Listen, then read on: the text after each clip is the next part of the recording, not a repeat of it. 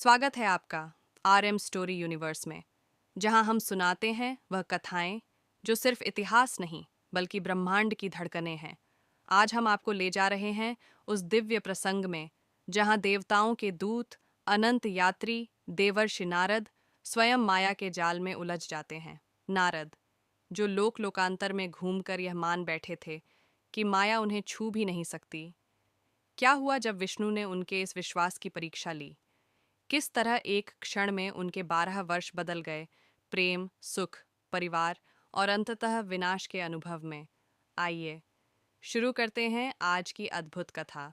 कथा 7, नारद और माया, विस्तृत रूप महागाथा शैली में। नारद, वह सनातन यात्री जिनकी वीणा से हर क्षण नारायण का नाम गूंजता था, लोक लोकांतर में घूमते रहते थे।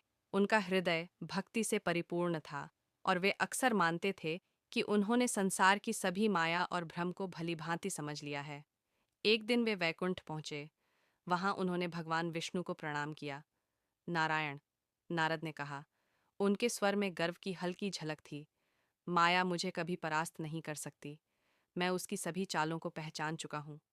विष्णु मुस्कुराए, शांत, सौम्य और सर्वज्ञ। क्या सचमुच ऐसा है नारद? उन्होंने पूछा। क्या तुम अपने इस विश्वास की परीक्षा देना चाहोगे? नारद तनकर बोले, हाँ प्रभु, मुझे किसी भ्रम का भय नहीं। विष्णु ने बस सिर हिलाया। तो मेरे साथ चलो। दोनों एक विशाल मरुस्थल के किनारे पहुंचे। वहां विष्णु ने नारद की ओर देखा और कहा, नारद, मुझे प्यास लगी है।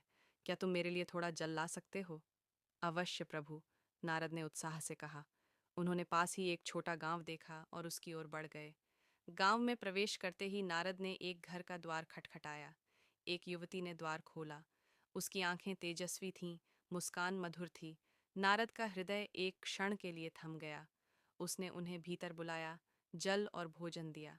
दिन बीते, फिर सप्ताह, फिर महीने, और नारद विष्णु की प्यास को भूल गए। धीरे धीरे नारद उस युवती से प्रेम करने लगे। विवाह हुआ। उन्होंने घर बनाया, संतानें हुईं और जीवन सुख शांति से बीतने लगा। 12 वर्ष बीत गए, प्रेम, आनंद और जिम्मेदारियों से भरे वर्ष। फिर एक रात आकाश काला हो गया। भयंकर बाढ़ गांव पर टूट पड़ी। नारद ने अपनी पत्नी को एक हाथ से और बच्चों को दूसरे हाथ से थामे रखा, परंतु जल का प्रचंड वेग बढ़ता गया। एक एक कर उनके बच्चे उनसे छूट गए। अंततः उनकी पत्नी भी गर्जन करती लहरों में बह गई। नारद का हृदय चीत्कार कर उठा। ऐसा दुख उन्होंने कभी अनुभव नहीं किया था। और तभी किसी ने उनके कंधे पर हाथ रखा। अचानक बाढ़ गायब हो गई। गांव मिट गया। आकाश निर्मल हो गया। नारद वहीं खड़े थे जहां 12 वर्ष पूर्व विष्णु ने उन्हें जल लाने भेजा था। विष्णु उनके पास खड़े थे, वही सौम्य मुस्कान लिए। नारद, विष्णु ने कहा, वह जल कहाँ है जो मैंने तुमसे मांगा था?